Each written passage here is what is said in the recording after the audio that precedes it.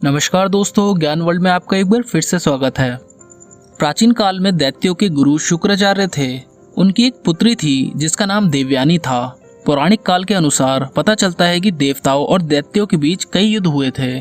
दैत्य गुरु शुक्राचार्य महादेव के भक्त थे। उन्होंने शिव की तपस्या करके मृत संजीवनी विद्या का ज्ञान प्राप्त किया था, जिससे दैत्यों को हर युद्ध में विजय प्राप्त होती थी और देवताओं को पराजय का सामना करना पड़ता था। जो दैत्य युद्ध में मारे जाते उन्हें गुरु शुक्राचार्य जीवित कर दिया करते थे।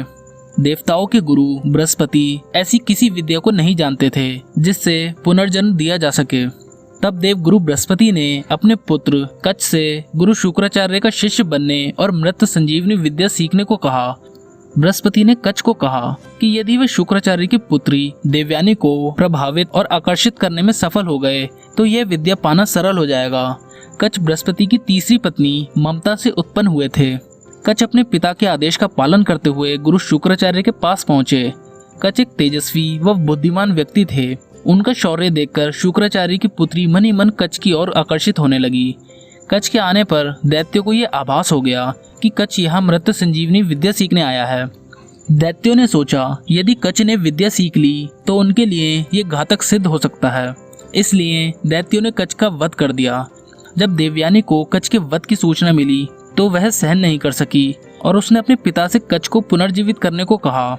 शुक्राचार्य देवयानी के कच्छ के प्रति भाव को भाप गए थे और कच्छ को पुनर्जीवित कर दिया। जैसे ही दैत्यों को पता लगा कि कच्छ पुनर्जीवित हो गए हैं, उन्होंने फिर से कच्छ का वध कर दिया। परंतु अपनी पुत्री प्रेम के बंधन के कारण गुरु शुक्र ने कच्छ को पुनर्जीवन दे दिया। यह सब देख दैत्य क्रोधित हो उठे और योजना बनाई कि अब की बार कच्छ को मारकर उसे जलाकर उसकी राख को एक पीने के पदार्थ में मिलाकर गुरु शुक्र को पिला देंगे। और उन्होंने ऐसा ही किया। तब देवयानी के विनती करने पर उन्होंने अपनी शक्तियों से कच्छ का पता लगाने की कोशिश की तो उन्हें ज्ञात हुआ कि कच्छ उनके पेट में ही है। यह देखकर गुरु शुक्राचार्य दुविधा में पड़ गए। यदि वे कच्छ को जीवित करते तो स्वयं मृत्यु को प्राप्त हो जाते।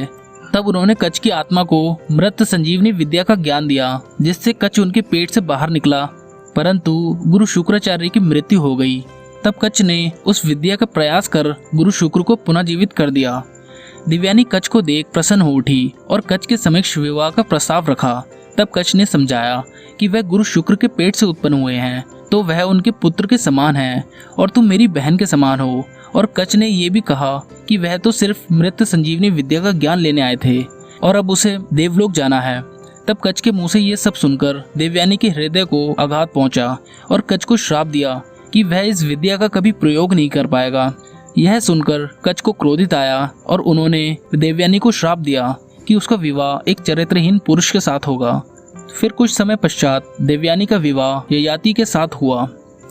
तो दोस्तों, कैसी लगी आपको हमारी ये वीडियो? अगर अच्छी लगी तो हमारी इस वीडियो को लाइक, कमेंट और शेयर करें और हमारे चैनल को सब्सक्राइब करना ना भूलें, क्योंकि ऐसी अनोखी वीडियो हम लाते रहते हैं और लाते रहेंगे।